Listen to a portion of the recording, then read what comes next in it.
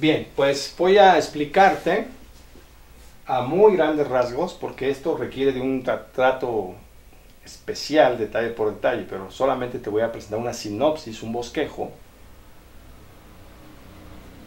de cómo este es un paraíso restaurado, ¿sí? Que se trata de restaurar pero en pequeño, porque el paraíso se va restaurando en pequeño en el tabernáculo, luego en el templo de Salomón, luego en el templo de los días de Jesús, luego en Jesús mismo, ¿sí? Luego en la congregación cristiana, luego en la Nueva Jerusalén. Entonces vamos a ir viendo ese crecimiento fractal de los paraísos, que también es sumamente alucinante, así como el crecimiento fractal de los sábados, el crecimiento fractal del paraíso, ¿ok? Lo voy a ir explicando. Aquí tenemos el altar de bronce. Aquí tiene piedras de fuego donde se quemaba la ofrenda, se hacían holocausto. La palabra holocausto la usa la Septuaginta.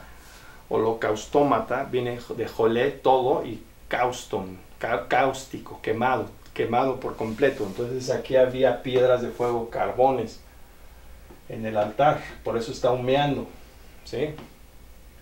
Aquí está la fuente donde se lavaban los sacerdotes. Aquí está el candelabro de 7 brazos, el árbol de la vida, en medio del jardín de Edén. Luego enfrente está la mesa con los 12 panes de la proposición, el altar de oro de incienso, la cortina que dividía el santo del santísimo, y aquí estaba el arca de la alianza con los querubines, ¿sí? Y estos serán los velos, estos serán diferentes velos, ¿ok? Utilizaban piel de tejón, algunas traducciones dicen piel de foca, también el carmesí, que es la tela roja, y el lino fino, que es la tela blanca, y la tela azul, que son colores de reyes, de realeza. Por eso el rey sacerdote era una renovación de Adán, y el tabernáculo en el desierto era una renovación en pequeño del paraíso perdido por Adán y Eva.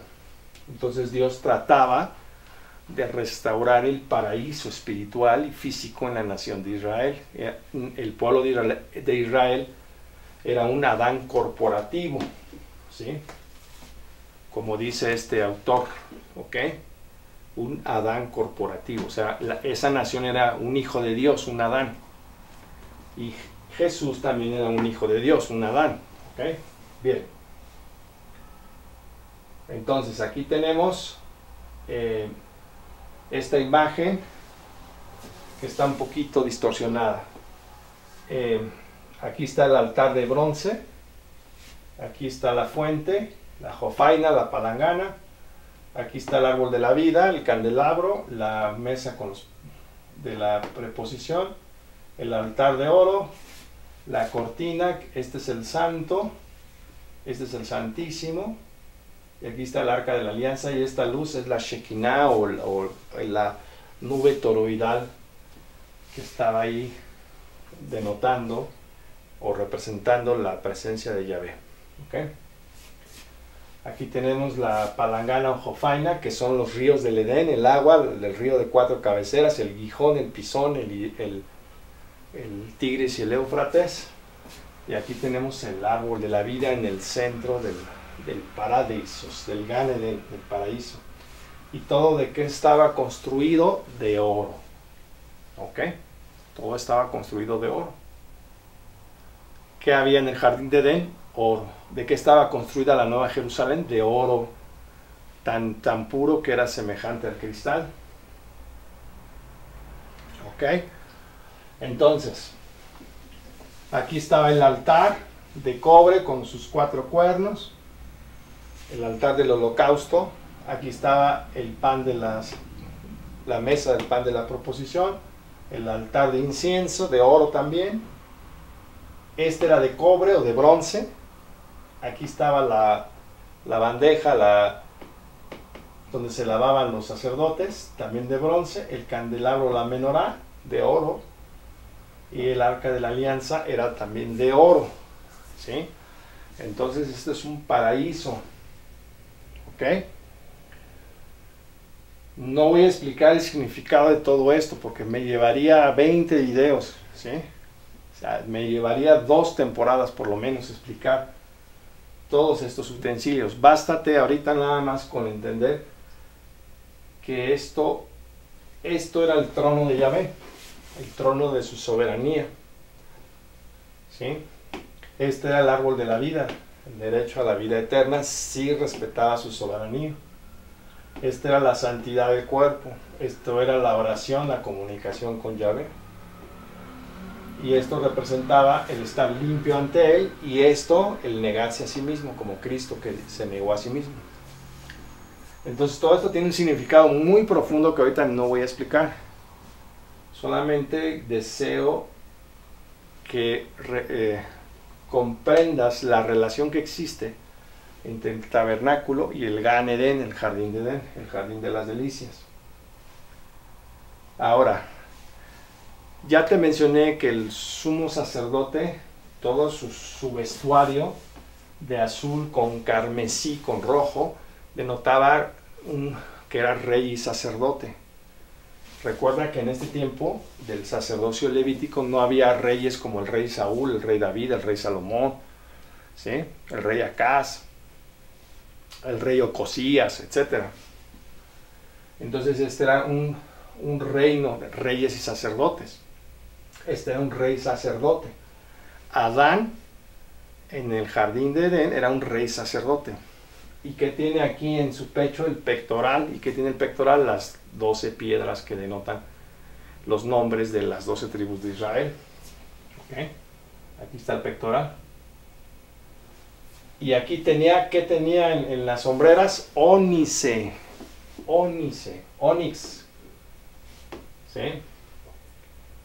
Y aquí tenía su manto, sus campanillas que denotaban, tenían que sonar cuando se acercaba en el día de expiación al Santísimo. Y tenía su turbante, y aquí en la frente la placa de oro, que decía Santidad a Yahvé. Entonces este es un Adán renovado. Y a la vez es un tipo, un modelo a escala del Mesías, como último Adán, como rey sacerdote. ¿Y qué tenía en su pecho? ¿Qué resguardaba su corazón? El cimiento de la Nueva Jerusalén, las piedras preciosas, como el ónice, ¿sí? Como el bedelio, el maná, esa cosa transparente como la Nueva Jerusalén. ¿Y de qué eran los hilos? Era de oro, como la Nueva Jerusalén, como el jardín de Edén. Y el color azul que te denota el azul del río que salía del jardín de Edén y de la Nueva Jerusalén. ¿Ok? Y de qué eran las campanillas y el hilado de oro puro. Entonces este era un paraíso convertido en ser humano. ¿Sí? Esas eran las prendas del sumo sacerdote Aarón, Eleazar y todos sus descendientes, ¿no? Y aquí estaba el incienso, ¿okay? Aquí estaba el pectoral, el efod, su turbante, etc. Tampoco voy a explicar con detalle qué significa todo esto, pero aquí tenemos el azul de las aguas del jardín de Edén, ¿okay? El incienso representaba la oración, algo que olía bien a Dios. Aquí ya tenemos el templo de Salomón, algo mucho más elaborado. ¿Sí? Aquí ya tenemos algo mucho más elaborado. Aquí tenemos las columnas Jaquín y Boaz.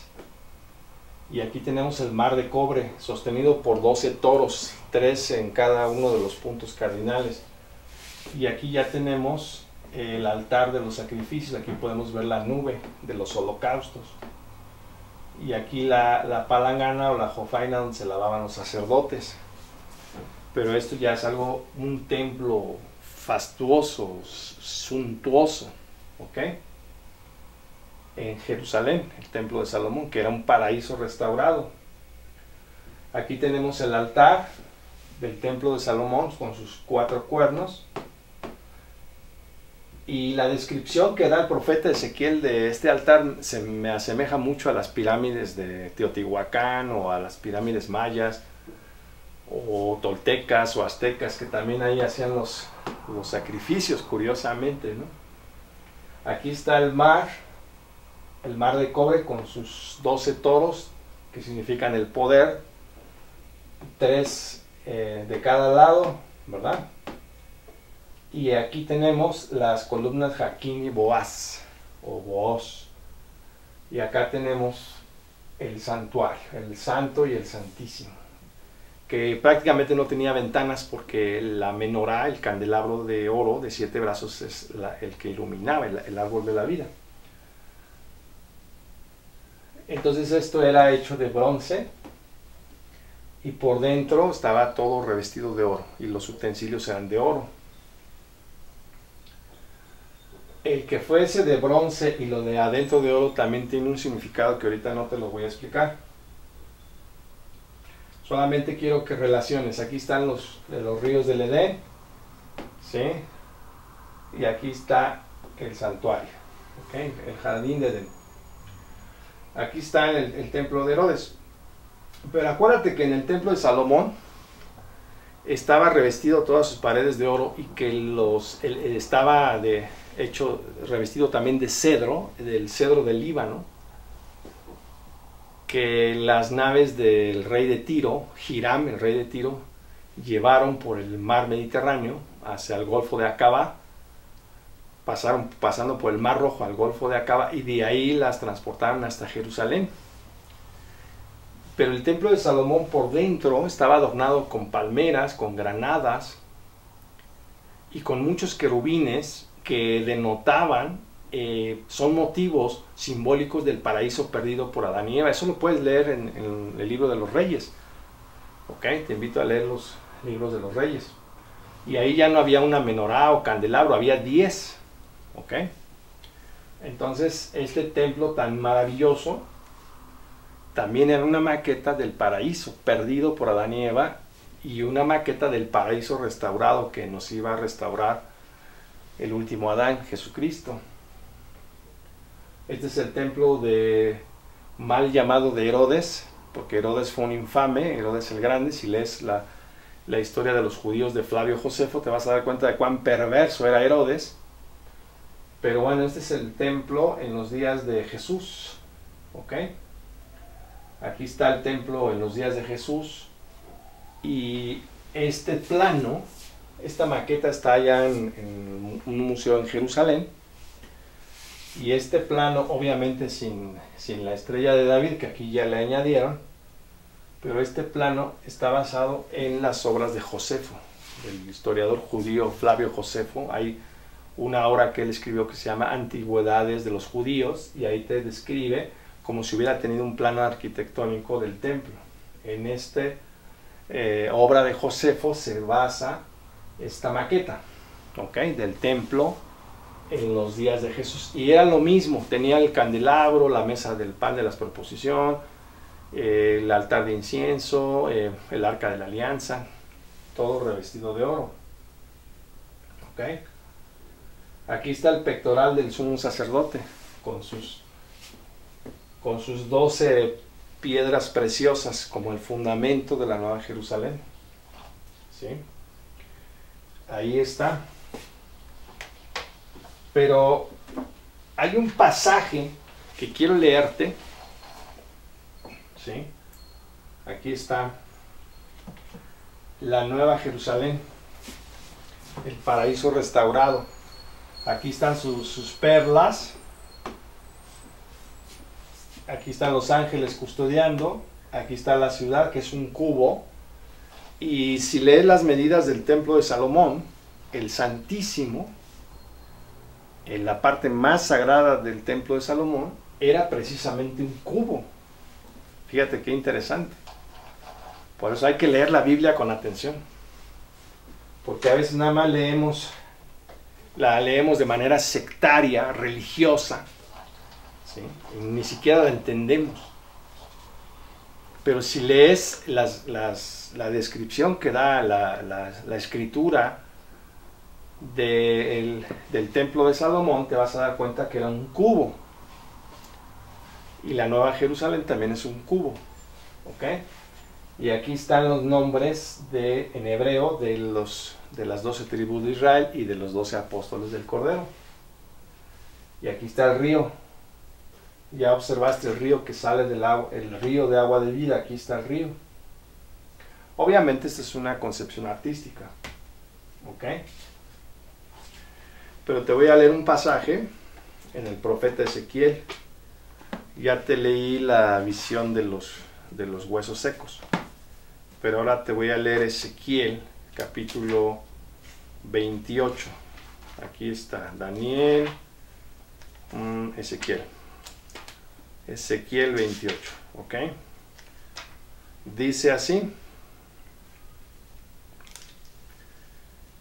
hablando al rey de Tiro. Acuérdate que el rey de Tiro, Hiram, fue el que llevó el cedro del Líbano. Cortaron la madera desde el monte Líbano y la llevaron por barco a través del mar Mediterráneo hacia el mar Rojo, luego al Golfo de Acabá, y de ahí la llevaron cargando hasta Jerusalén. Entonces esta profecía es contra el orgullo del rey de Tiro, pero aquí está hablando de otros dos personajes en el fondo. Y uno de esos personajes, como dicen muchos biblistas y escrituristas, es Adán. ¿Sí? Adán en el paraíso. Dice aquí, recibí esta palabra del Señor, Ezequiel 28, 11 en adelante. Hijo de hombre, entona una lamentación por el rey de Tiro, le dirás esto, dice el Señor, eras un modelo de perfección. Aquí piensa en Adán, del paraíso perdido. Eras un modelo de perfección lleno de sabiduría y hermosura perfecta. Estabas en el Edén, en el jardín de Dios, adornado con piedras preciosas. Ya te fijaste lo que dice aquí, con piedras preciosas. Granate, topacio, diamante, ópalo, berilo, amatista, zafiro, rubí y ónice. Acuérdate lo que decía el texto en Génesis 2, que el jardín de Edén tenía ónice. De oro labrado. Eran tus aretes y colgantes, como si fuera un sumo sacerdote. Desde el día en que fuiste creado. Eras un querubín protector de alas extendidas, como el arca de la alianza, como los querubines del templo de Salomón. Yo te había puesto sobre las montañas de Dios, caminabas entre piedras de fuego, como el altar de cobre que tenía piedras de fuego. ¿Sí? Intachable era tu conducta desde el día en que fuiste creado hasta que apareció en ti la maldad. Al prosperar tus negocios te llenaste de violencia y pecados, entonces yo te expulsé de las montañas de Dios y a ti el querubín protector te hice desaparecer de entre las piedras de fuego. La belleza te ensoberbeció y el esplendor echó a perder tu sabiduría. Yo te arrastré por tierra y te convertí en objeto de burla para los reyes. ¿Sí? Has cometido muchos delitos y has comerciado injustamente y has profanado mi santuario, Ahora haré que brote de ti un fuego que te devore, te reduciré a cenizas en medio de la tierra ante quienes te contemplan. Todos los pueblos que te conocían se quedarán asombrados por ti, serás motivo de espanto y desaparecerás para siempre. Aquí está hablando de tres personajes. Está hablando en primer lugar del rey de Tiro, Hiram, pero también está hablando de Adán, ¿sí? Porque Adán era una especie de sumo sacerdote. Acuérdate de las vestiduras del sumo sacerdote, ¿sí? Acuérdate de las vestiduras. ¿Ok? Ahí están. Las vestiduras del sumo sacerdote. ¿Sí? Ahí tenemos a Adán. Pero también está hablando de Satanás, del diablo. ¿Sí? porque Adán se hizo, vamos a decir, una copia espiritual del diablo. Entonces aquí se le describe como si fuera un sumo sacerdote. Entonces Adán en el jardín de Edén era un sumo sacerdote, un rey sacerdote, porque si se le dijo que cultivase y cuidase del jardín de Edén es porque Dios le compartió de su gobierno, de su reino, de su soberanía, lo hizo rey, lo hizo soberano, dependiente de la soberanía de Yahvé, pero lo hizo soberano y lo hizo sacerdote, porque en medio de piedras de fuego se paseaba, y las piedras preciosas, ¿sí? Entonces a veces leemos los pasajes bíblicos pero no los entendemos, porque hay que leer, entender cómo se relaciona un pasaje con otro. Y varios biblistas indican, varios comentaristas indican que Ezequiel 28 también se refiere a Adán, no solamente a Satanás, también a Adán, ¿sí? Porque acuérdate que Satanás le dijo a Eva, seréis como dioses. Entonces dice Ezequiel 28 que se ensalzó, se ensoberbeció, se llenó de soberbia. ¿Ok? Bien.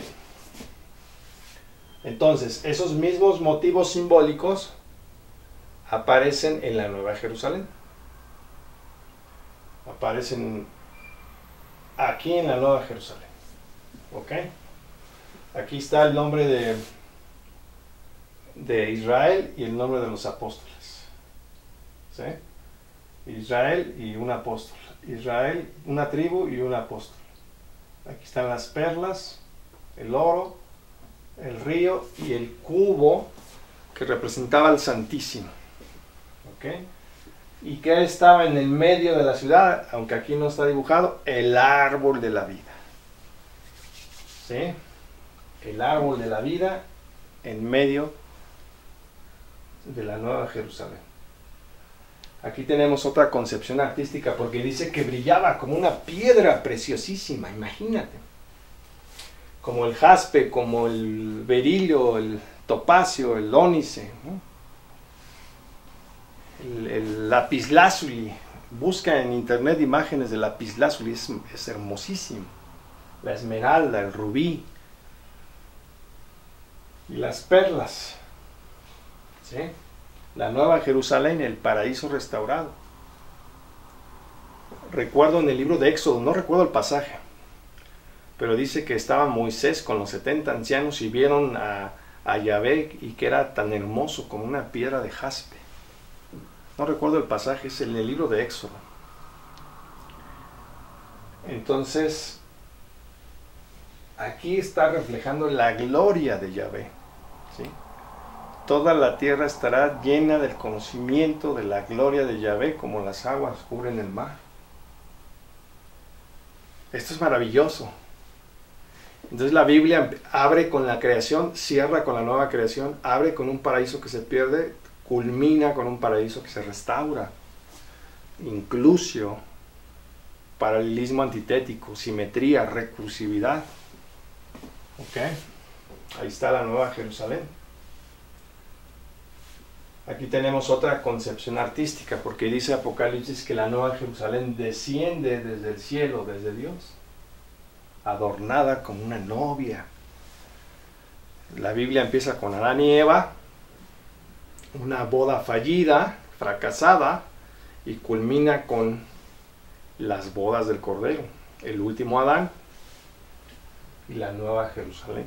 Ya no está hablando de la Jerusalén allá en Oriente Medio, sino de la Nueva Jerusalén, el paraíso restaurado, con su río de agua de vida, con sus piedras preciosas, con su oro, en sentido simbólico. ¿Sí?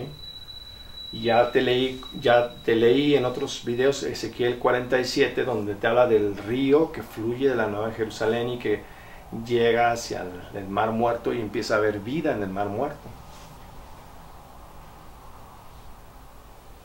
Por eso Jesús le dijo al malhechor, estarás conmigo en el paraíso. Aunque durante muchos siglos se ha pensado que el paraíso es el cielo, el paraíso tiene dos componentes, uno celestial y uno terrestre. ¿Sí? en la siguiente serie te voy a explicar por qué, ¿sí? Bien. Lucas 23:43 en griego, en el lenguaje original. Kaiei penautoi amen soi lego, semeron meti emu esse enton paradeison. Y Jesús le dijo, en verdad te digo, hoy estarás conmigo en el paraíso. Aquí le pusieron una coma, hay un debate ahí, ¿verdad? Porque en los manuscritos no aparecen puntos ni comas. Entonces le pudo haber dicho, en verdad te digo, hoy, o sea, la coma acá, no aquí, sino acá. En verdad te digo, hoy estarás conmigo en el paraíso. O en verdad te digo, hoy estarás conmigo en el paraíso. La realidad es que la colocación de la coma sí cambia mucho el sentido. ¿Por qué Jesús no pudo estar en ese mismo día con el malhechor en el paraíso? Pues es obvio. Es obvio, ¿por qué no? Porque Jesús murió, ¿sí? Lo que los católicos llaman Viernes Santo, y todo el sábado estuvo en la tumba, en el sepulcro, y hasta el domingo resucitó. Y 40 días después, Jesús ascendió a los cielos. Entonces, ese mismitito día no pudo haber estado Jesús con el malhechor en el paraíso. Entonces dice aquí el libro de Hechos de los Apóstoles, aquí en la Biblia de América.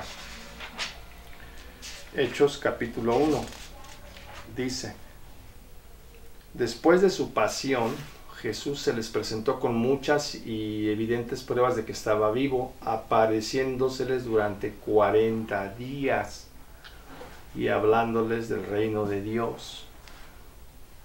¿Cuánto duró el diluvio de los días de Noé? 40, ¿sí? ¿Cuánto duró el pueblo de Israel vagando en el desierto? 40 años. ¿Cuánto tiempo tardó Elías y Moisés en el Sinaí orándole a Dios? 40 días, 40 noches. ¿Cuánto tiempo duró la tentación de Cristo en el desierto después de su bautismo en el Jordán? 40 días. Y aquí dice que también estuvo 40 días hablándoles del reino de Dios ya resucitado. 40 días antes de ascender al cielo. Por eso no pudo estar Jesús con él en ese mismito día. Entonces aquí le dice, estarás conmigo en el paraíso. Y los evangelios indican que el Gólgota, el lugar del cráneo, que representaba la muerte causada por Adán, que también estaba ahí un jardín. ¿Y dónde resucitó Jesús según los evangelios? En un jardín. Hasta María Magdalena lo confundió con el hortelano, con el jardinero. Hay que estudiar más a fondo la Biblia, la Escritura. No hay que leerla sectariamente. No te apegues a tu secta, no te apegues a tu religión. Hay que leer la Escritura, entenderla. ¿Sí? Fíjate lo que dice Mateo 27. Mateo 27 dice: desde el mediodía toda la región se cubrió de tinieblas, cuando ya Jesús estaba en el estabroso, en el silón, empalado, clavado. Hasta las 3 de la tarde, a esta hora, Jesús gritó con voz fuerte: Elí, Elí, lema sabactani, que quiere decir, Dios mío, ¿por qué me has abandonado? Algunos de los que estaban allí al oírlo decían: está llamando a Elías, el profeta. Enseguida uno de ellos fue corriendo en busca de una esponja, la empapó de vinagre y sujetándola en una caña le ofreció de beber.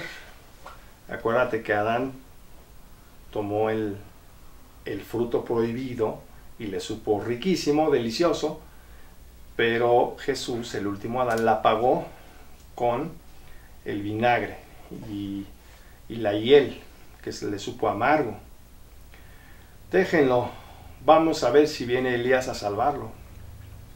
Y Jesús, dando de nuevo un fuerte grito, entregó su espíritu. Entonces la cortina del templo la cortina que dividía el Santo y el Santísimo se rasgó en dos partes de arriba abajo, la tierra tembló y las piedras se resquebrajaron, se abrieron los sepulcros y muchos santos que habían muerto resucitaron. Salieron de los sepulcros y después de que Jesús resucitó entraron en la ciudad santa y se aparecieron a muchos. Entraron en la ciudad santa. O sea, en el mismo instante que muere Cristo, se rasga la cortina que divide el Santo y el Santísimo, que tiene un significado muy profundo, y además resucita a los muertos. Eso es una micro resurrección, es un modelo a escala, un tipo de la resurrección masiva que va a llevar a cabo después en su reinado mesiánico. Se aparecieron en la ciudad santa, como en la Nueva Jerusalén, pero ahí en la Jerusalén chiquita, de Medio Oriente. El oficial romano y los que estaban con él custodiando a Jesús, al sentir el terremoto y ver todo lo que pasaba, se llenaron de miedo y decían, verdaderamente este era hijo de Dios. ¿Sí? Entonces ahí te está hablando con simbolismos en el género apocalíptico. Se oscurece el cielo, la tierra empieza a temblar, Cristo muere, se rasga la cortina del templo, ¿sí? Lo cual indica que ya teníamos acceso a la presencia de Dios simbolizada por el arca de la alianza, a su soberanía, porque ya se había pagado el rescate, la redención, con la muerte de Cristo. Con ese holocausto o quema completa en el Silón, como si fuera el altar de bronce, ¿sí? Entonces aquí, dice aquí, al caer la tarde llegó un hombre rico llamado José, originario de Arimatea, que también se había hecho discípulo de Jesús. Este José se presentó a Pilato y le pidió el cuerpo de Jesús. Pilato mandó que se lo entregaran. José tomó el cuerpo, lo envolvió en una sábana limpia y lo puso en el sepulcro nuevo que había hecho excavar en la roca. Tapó la entrada del sepulcro con una gran piedra y se fue. María Magdalena y la otra María estaban allí sentadas frente al sepulcro. ¿Sí?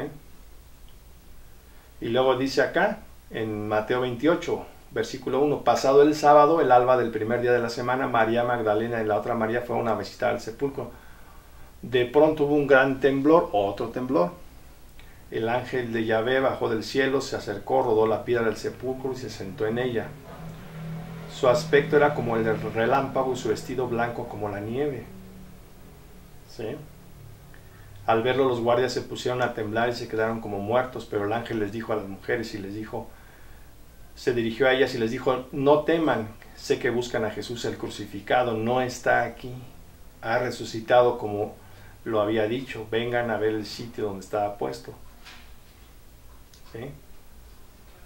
Entonces, ahí ya viene la resurrección de Jesús, que es el inicio del paraíso restaurado. De hecho, ya la resurrección de Cristo es el paraíso restaurado por primera vez a nivel pleno. ¿Sí? Porque Él es el precursor. Y eso, su resurrección provoca la restauración de todas las cosas que van a venir después, hasta que llegue la nueva Jerusalén, la ciudad santa. ¿Ok? Pues aquí te voy a dejar estos vídeos, espero que te hayan gustado. No avanzamos mucho de Génesis capítulo 2, pero en los siguientes vídeos vamos a seguir hablando de Génesis capítulo 2 y su relación con la parte intermedia y la parte final de las Escrituras, ¿sí? Ya para la siguiente vamos a hablar sobre la creación de Eva, sobre por qué Adán nombraba a los animales y también la primera boda de la historia, que fue la de Adán y Eva, y cómo ellos estaban desnudos y se iban a adherir uno al otro, iban a llegar a ser una sola carne, y cómo sacó Dios a Eva del costado de Adán. Eso tiene profundo significado que después te voy a ir explicando. Ya que acabemos eso, ahora vamos a entrar al capítulo 3 de Génesis, donde habla ya de la transgresión, ¿sí? Y de la sentencia condenatoria por esa transgresión. ¿Ok?